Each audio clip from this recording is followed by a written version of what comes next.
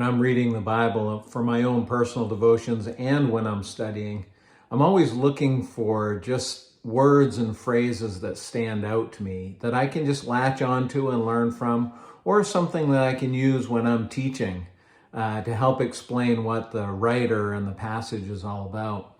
I was reading through the book of James a couple of times here recently, trying to decide what passage I was going to use when we got to that point in our whole story series. And I came across these verses. I've read them many times, but I came across them in James 1.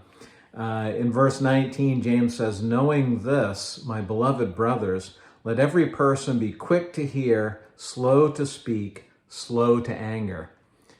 And so that caught my attention, like, oh, there's a list. You know, if you're teaching or something, sometimes you like lists of things. You can say, number one is this, number two is this, and I like to do that sometimes.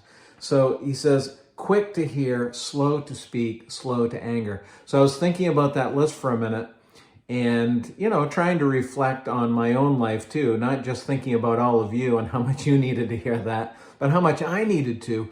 And I realized that there are so many times when I have my adjectives all messed up.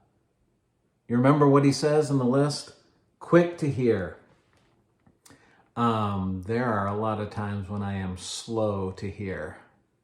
Sometimes I'm not listening to what's being said. You can ask my wife. She probably says, yeah, that's like 90% of the time. But I can be so distracted. I can be so consumed by what's going on in my own mind that I'm really slow to hear other people and what they have to say. He goes on to say, be slow to speak. Now, because I'm not hearing what someone else is saying, I'm thinking about what's in my own head. That makes me quick to speak. Oh, I've got something to say. I want to weigh in on this. I want to tell you what I think.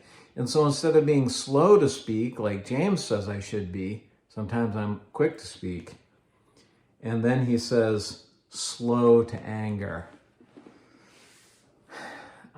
I am by nature very impatient.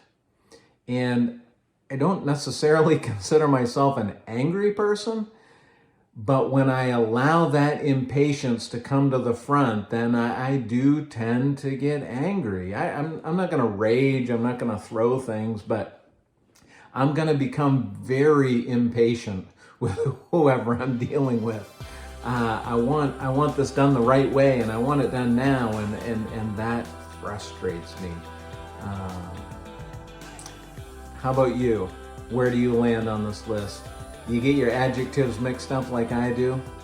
Let's be careful today to be quick to hear, slow to speak, and slow to anger.